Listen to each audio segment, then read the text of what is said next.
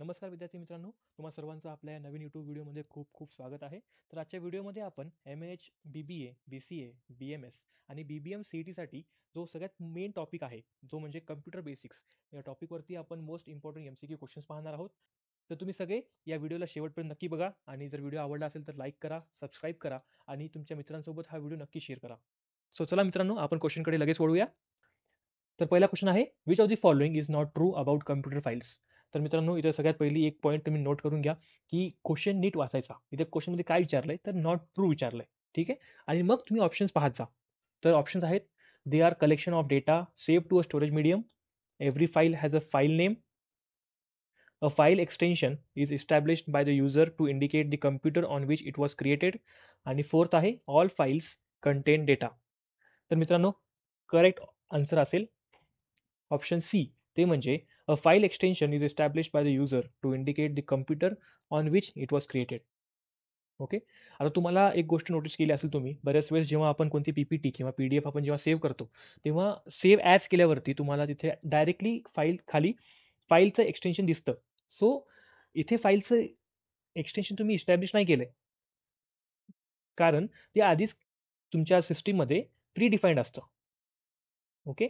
So इथे जे option आहे, की फाईल एक्सटेन्शन इज इस्टॅब्लिश्ड, हा एकच वर्ड चुकीचा आहे. कारण की ते प्री डिफाईन्ड असतं, नॉट इस्टॅब्लिश्ड. ठीक आहे. Next question. Which of the following is not an example of hardware. Options आहेत, MS word, printer, mouse, monitor आणि स्कॅनर.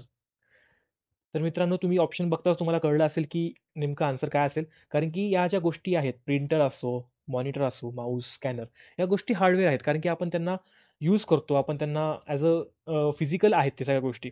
पण MS वर्ड जे आहे ते सॉफ्टवेअर म्हणून काम करतं. ठीक आहे. तर करेक्ट आन्सर असेल MS Word. Next question. Which of the following is a secondary memory device. Options आहेत, कीबोर्ड, डिस्क, ALU, माऊस आणि प्रिंटर. तर इथे करेक्ट ऑप्शन असेल डिस्क. तर आपण डिस्कला as a secondary memory device म्हणून ओळखतो. कारण की आता समज तुम्ही कीबोर्ड, ALU, माऊस किंवा प्रिंटर पकडलात, तर यामध्ये आपण कोणत्याच प्रकारचं मेमरी स्टोअर करत नाही. आणि इथे एकच ऑप्शन आहे, तो म्हणजे disk. Next question. The result of a formula in a cell is the. तर मित्रांनो, इथे जे सेल आहे, ते सेल म्हणजे आपण जेव्हा MS एक्सेल वापरतो, त्यामध्ये जेव्हा एक बॉक्स असतो, त्याला आपण ॲज अ सेल म्हणतो. ठीक आहे. तर इथे क्वेश्चन काय विचारलाय, the result of the formula in a cell is the. तर या सेलमध्ये जेव्हा आपण कोणता फॉर्म्युला टाकतो, तर त्याचा आउटपुट काय येतो, तर तो येतो व्हॅल्यू. ठीक आहे. आता ऑप्शन्स आहेत तिथे, label, value, range, displayed value वगैरे येतं, पण करेक्ट ऑप्शन असेल व्हॅल्यू.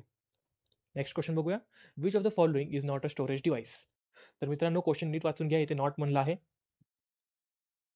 तर ऑप्शन्स आहेत, hard disk, flash drive, DVD, CD आणि मॉनिटर. आता तुम्ही ऑप्शन बघितल्या तुम्हाला एक गोष्ट कळाली असेल, की एक मात्र ऑप्शन आहे, ज्यामध्ये आपण कोणतीच गोष्ट स्टोअर करत नाही. तर ते म्हणजे मॉनिटर. कारण की मॉनिटर एक आउटपुट डिव्हाइस आहे. तो बस आपल्याला एक डेटा दाखवायचं काम करतो. त्यामध्ये कोणत्याच प्रकारचा डेटा स्टोअर होत नाही. नेक्स्ट क्वेश्चन बघूया. Choose the odd one out. Options आहेत, micro computer, mini computer, super computer, notebook computer आणि डिजिटल कॉम्प्युटर. तर मित्रांनो, तुम्ही जर हा कन्सेप्ट वाचला असेल तर तुम्हाला लगेच ओळखू येईल, की जे पहिले 4 कीवर्ड्स आहेत, ते डिजिटल कॉम्प्युटरचे टाइप्स आहेत. ठीक आहे. म्हणजे डिजिटल कॉम्प्युटरच्या ते अंडरमध्ये येतात. सो करेक्ट ऑप्शन असेल डिजिटल कॉम्प्युटर. नेक्स्ट क्वेश्चन बघूया. The ALU performs operations. तर कोणते ऑपरेशन्स? तर पहिली गोष्ट, ALU काय आहे समजून घ्या तुम्ही. ALU म्हणजे अरिथमेटिक लॉजिक युनिट. तर याचं मेन बेसिक फंक्शन काय असतं? तर ते म्हणजे लॉजिकल आणि अरिथमेटिक ऑपरेशन सॉल्व्ह करणं. ठीक आहे. तर इथे ऑप्शन्स आहेत, logic, ASCII, algorithm based, logarithmic base आणि फायनल ऑपरेशन्स. तर करेक्ट ऑप्शन असेल लॉजिक. इथे जर लॉजिकल आणि अरिथमेटिक असलं असतं, तर ते सुद्धा आलं असतं. पण इथे एकच ऑप्शन असल्यामुळे आपण या ऑप्शनला टिक करतोय. Next question.